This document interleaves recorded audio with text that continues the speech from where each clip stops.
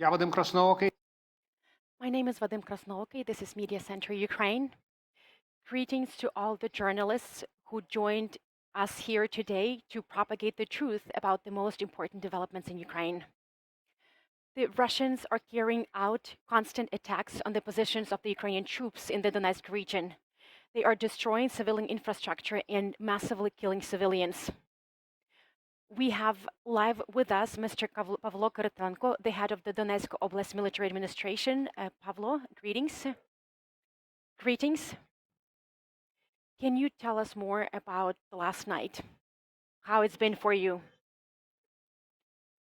The night was not peaceful because the enemy continues attempting to advance from the north of the region, where our region borders on Kharkiv region,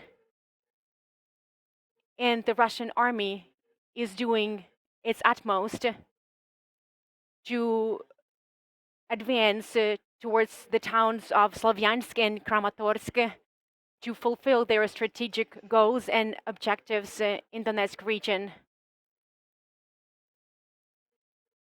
But they are failing. The adversary is sustaining enormous losses, both in terms of personnel and armored vehicles. The Ukrainian defenders, in particular the joint forces, operation forces that are responsible for Donetsk and Luhansk regions, are maintaining a staunch resistance, so the enemy cannot really advance any further. The town of Liman is under control of the Ukrainian troops, but the Russians continue resorting to their cynical tactics. They just inflict multiple airstrikes on our territory to level towns and villages. This way, they don't want our Ukrainian troops to be able to maintain their positions. But still, as I have already mentioned, we are resisting. As for the front line, this is the line of contact that existed before the 24th of February and before this full-scale Russian invasion of Ukraine. This line of contact existed, but as I have already mentioned, there are airstrikes, shellings, and missile strikes on almost all villages and towns along the line of contact, along the front line, from the north to the south of the region. We have Volnovaysk district and the town of Volnovaha. By 85%, the town of Volnovaha has been decimated. About 50% of the buildings will not be able to be rebuilt. The same is true about some other communities along the line of contact. There is perpetual shellings and airstrikes on Maryanka, Krasnogorivka, Avdiivka.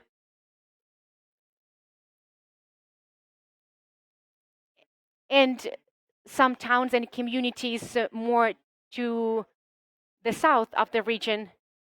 We also have such large cities as Kramatorsk, Slavyansk, Pokrovsk. On a daily basis, these cities are subjected to airstrikes and missile strikes. We don't have a single settlement in our region that would not be affected by airstrikes or artillery shellings. Can you provide us with your overall assessment? So what does this fight for the Donbas look like? Whether the enemy is succeeding in fulfilling its goals and objectives or not? All tactical and strategic plans of the enemy have slightly changed because the Russian troops regrouped and they refocused on the east of Ukraine. But this is something that has been happening for 2 straight weeks now. but the enemy has not been able to deliver on its tactical and strategic objectives because their main focus was on Izum direction. But there, the adversary experienced enormous losses. And we can see that in some areas, the enemy even had to change their tactics or change their hostilities. So they continue regrouping, they continue distributing their forces to the right and left flanks. The professionalism and the unprecedented valiance of the Ukrainian armed forces are adjusting the enemy's plans on a daily basis. This one is clear, but what about the civilians? How many people were able to get evacuated? How many people are still there?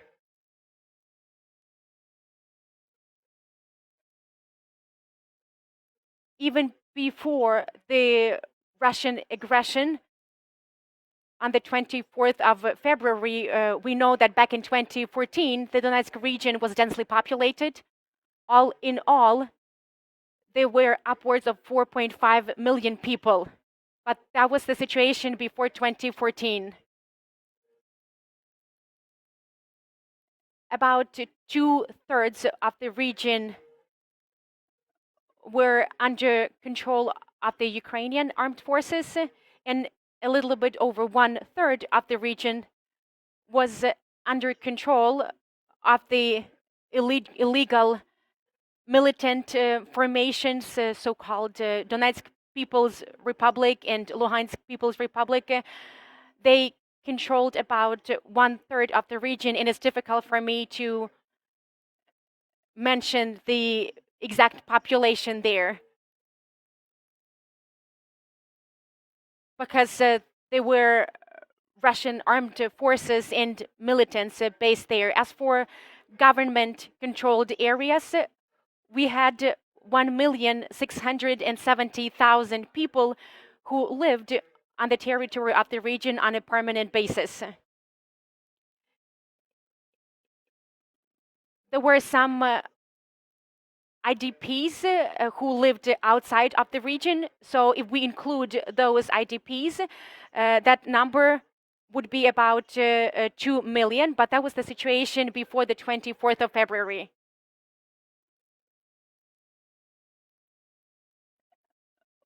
We are in charge of all operational measures, and so we can see that there's a downward trend in terms of the number of population.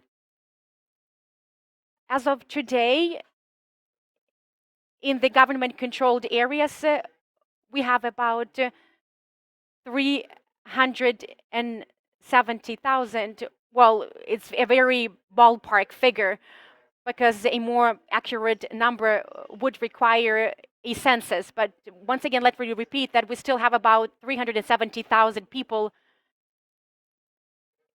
in government-controlled areas. But that does not include the town of Mariupol. So this number does not include the people who stayed in the town of Mariupol. So this is the estimated number of people. If we compare large cities like the regional center and smaller towns and communities, the situation varies. In the town of Kramatorsk, before the 24th of February, there were about 189,000 people. And now in the town of Kramatorsk, we have 35,000 people left. So these are those people who did not leave. And the main reason is unwillingness to leave. Some people are very laid back. They are really hopeful that they will not be affected, that their city will not be affected. But we continue communicate the importance of evacuation to all the people. We really hope that in the near future, even more people will leave, because then we will be able to ensure better coordination between the armed forces of Ukraine, the Oblast military administration, and our entire focus will be on defenses in the region. we need to concentrate our efforts on protecting the front line. We do understand that there are some cynical practices on the part of the enemy, and as soon as they understand that they cannot capture a town and they cannot break through the defenses of the Ukrainian defenses, they start just decimating this town via airstrikes, missile strikes, and artillery shellings. What is the current state of play with the green corridors? Is it true that the Russians are continuously violating the agreed green corridors? This is definitely true. We call these corridors green, but I believe that we need to have them in inverted commas. There were multiple agreements reached with the Russians with regard to these so-called green corridors, but these agreements exist only on paper. Unfortunately, the Russians have not adhered to these agreements a single time. Even though, once again, we received the green light from them, we had their endorsement. So it's yet another testimony to the fact that it's not possible to reach any agreements with the Russians. It's even dangerous to have any agreements with them. We keep hearing about the forced deportation of Ukrainians to the territory of Russia. Can you tell us more about it?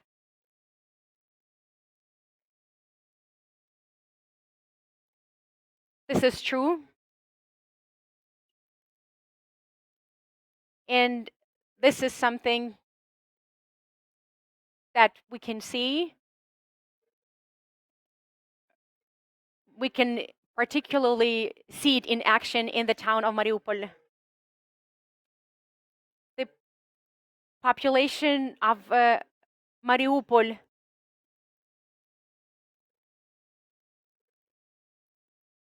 does not support the Russians, and the same is true about all Ukrainians, whether in Donetsk region or in other parts of Ukraine. So there's no loyalty to the Russian Federation or to the illegal militant formations of the Donetsk People's Republic. And so the Russians are using some tricks.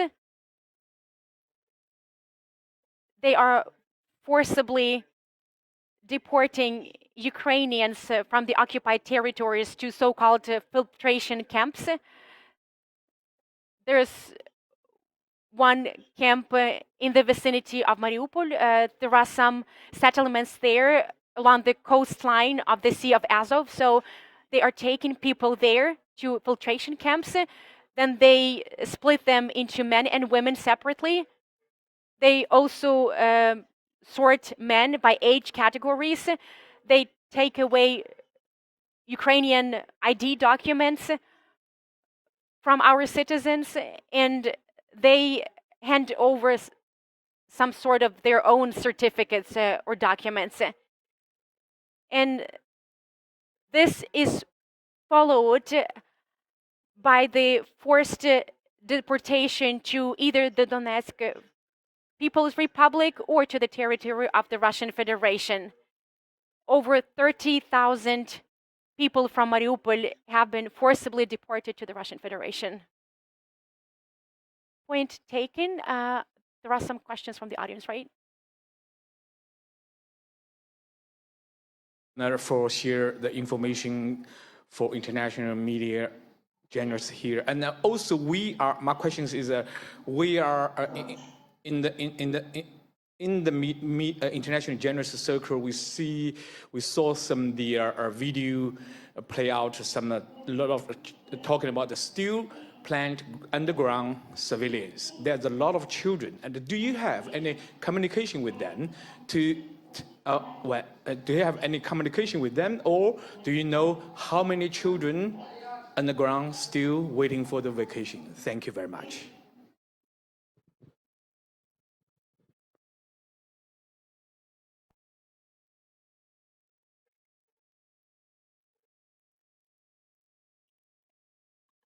At the beginning of my detailed statement, I mentioned that we separate our evacuation activities depending on where they are implemented. So the town of Mariupol is a separate topic. We will continue doing everything possible to evacuate people from the town of Mariupol and to transport them to safety. So while talking about evacuation activities, we can be talking about Mariupol separately and then the remaining government-controlled territory of the Donetsk region. There are multiple challenges, difficulties, and setbacks in place because you know that critical infrastructure, roads and railroad are under attack, but we still have coordinated evacuation efforts. Evacuation is still possible and is being carried out under the guidance of the armed forces of Ukraine and under our Oblast military administration. If your question is about the town of Mariupol and how many children are still there, it's very difficult to put our finger on that. So the only thing we know is how many people get evacuated every day. We have some numbers since the outbreak of the war. And then we also know how many people lived in the town of Mariupol before the invasion. Then we also try to sort these data out based on age and some other categories. But once again, let me reiterate that it's very challenging to tell you how many children are still in the town of Mariupol. Over 270,000 people from the government-controlled areas have been evacuated by railroad, and about 80,000 people have been evacuated by vehicles, either private vehicles or buses that were organized by us. So now all these people are in other relatively safe or safe regions of Ukraine. But in terms of children, I don't really have any accurate information right now.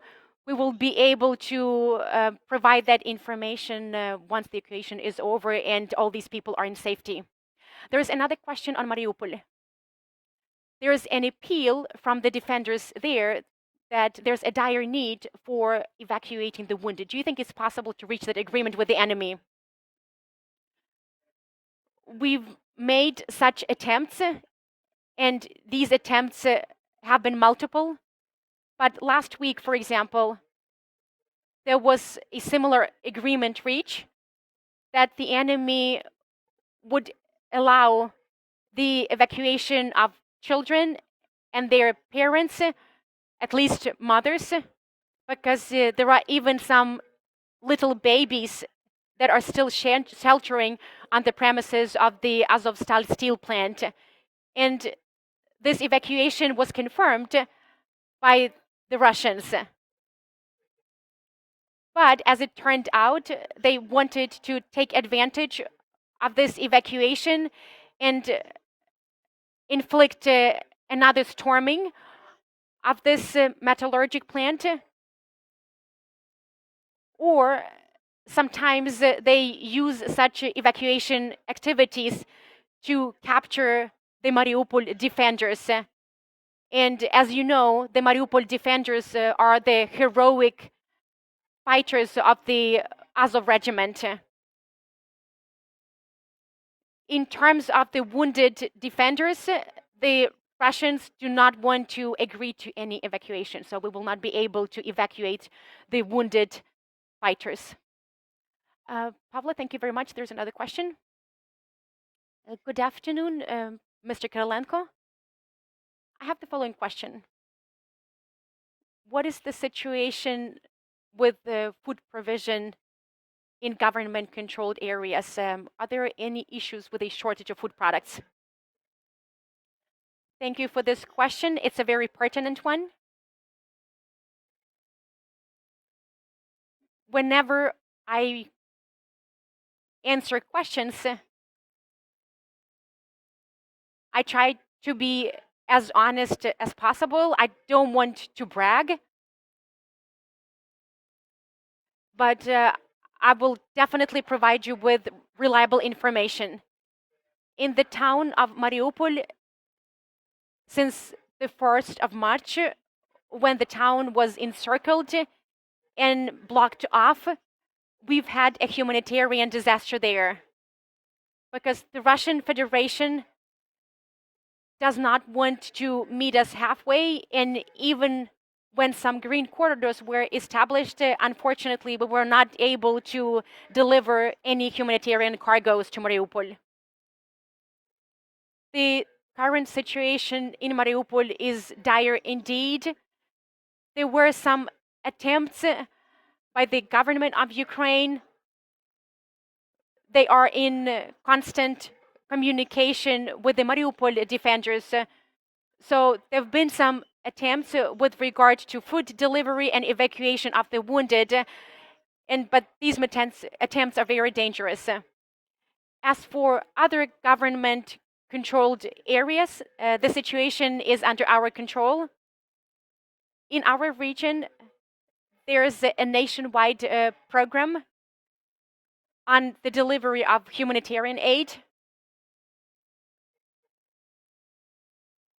We have food packages delivered to each and every resident of our region, and we distribute humanitarian aid to different categories of population. We have special humanitarian hubs operating to this end.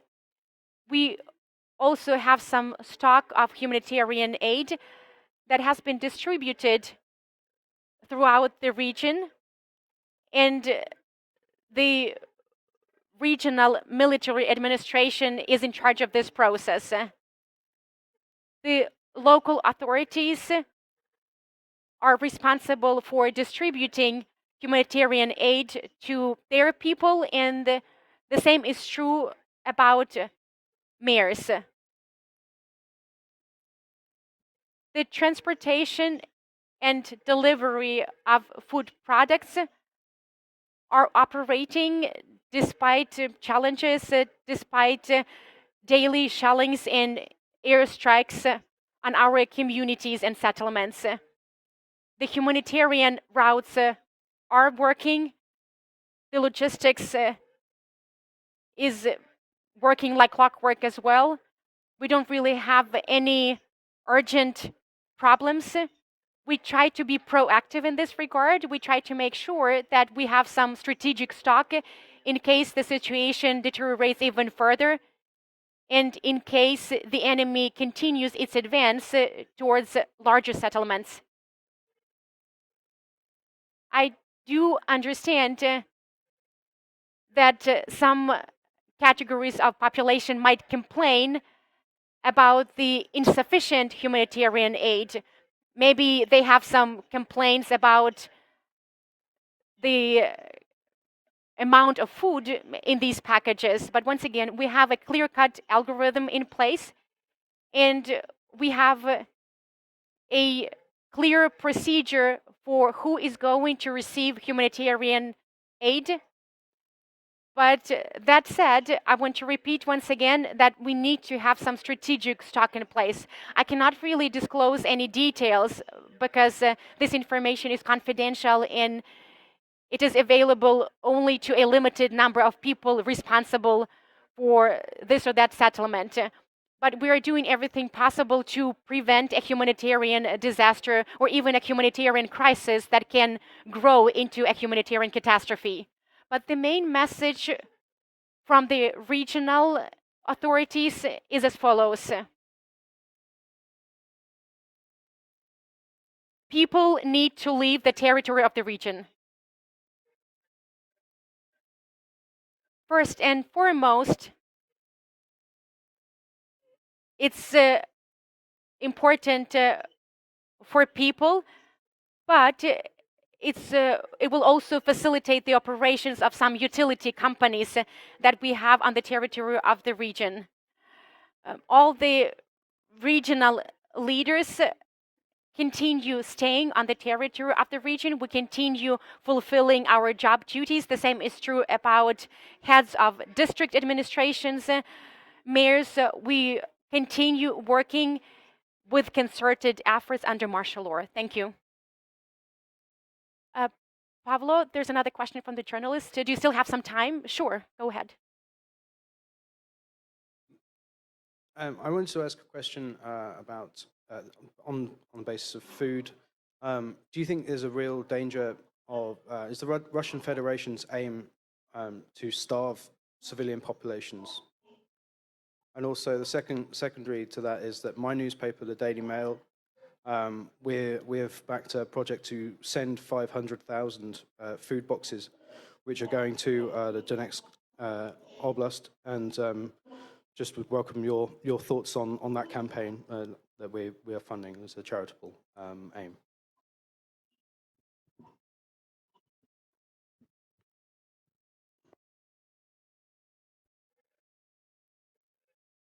I will start with your first question. Yes, it's one of the tactical and shameful aims pursued by the Russian Federation. And the enemy is utilizing all sorts of mechanisms to this end. Because they want to envelop cities and villages in our region. They want to capture them. And the enemy, inter alia, employs diverse tactics, including full destruction of settlements via airstrikes, missile strikes, artillery shellings, the blockade of humanitarian routes, so that the population will not be able to receive essentials, including food products. It's one of the elements of their shameful tactics, as I have already mentioned. They want to sow panic among the population. And I want to veer back to some of my previous comments. The most effective way to shatter the enemy plans is to do the following. The territories of Donetsk and Luhansk regions are the responsibility of the joint operations forces, and the best way to foil the enemy's plan is to evacuate the local population. Because then the armed forces of Ukraine will be able to focus exclusively on the defenses of the two regions. That said, I want to note that we are fully prepped. We have sufficient food stock, so we will be able to maintain our defenses and provide the local population with all essentials, even under such dire circumstances. With regard to the food boxes that you referenced, I want to express my heartfelt gratitude to all international volunteer and charitable organizations for their unwavering support. We are ready to support each and every initiative of this kind. We are very grateful to food products, medications. We also receive support in the form of sources of power like generators. These items are of utmost importance for us because thanks to this support, we can continue maintaining our defenses. So once again, my sincere gratitude to our international partners, our international friends who have lent a helping hand to us in these challenging times. I will always posit that we will fight until our last breath.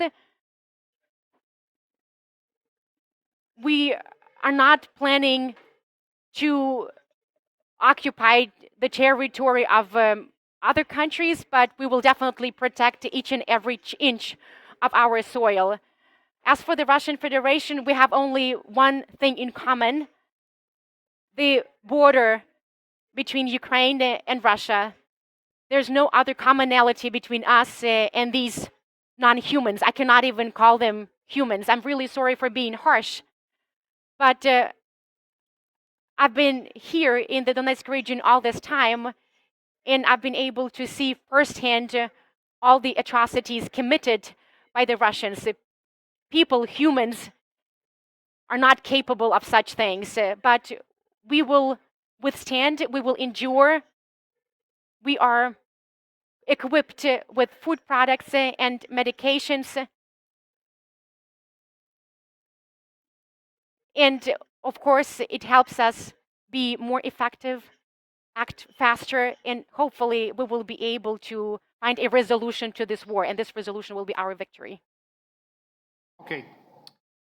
Пане Павле, Mr. Kyrylenko, thank you very much indeed for having found the time to talk to us, and thank you very much for having provided us with important information and for everything that you do to help Ukraine survive this trial and tribulation. Vadim Krasnoky, Medіацентру Ukraine, our next brief.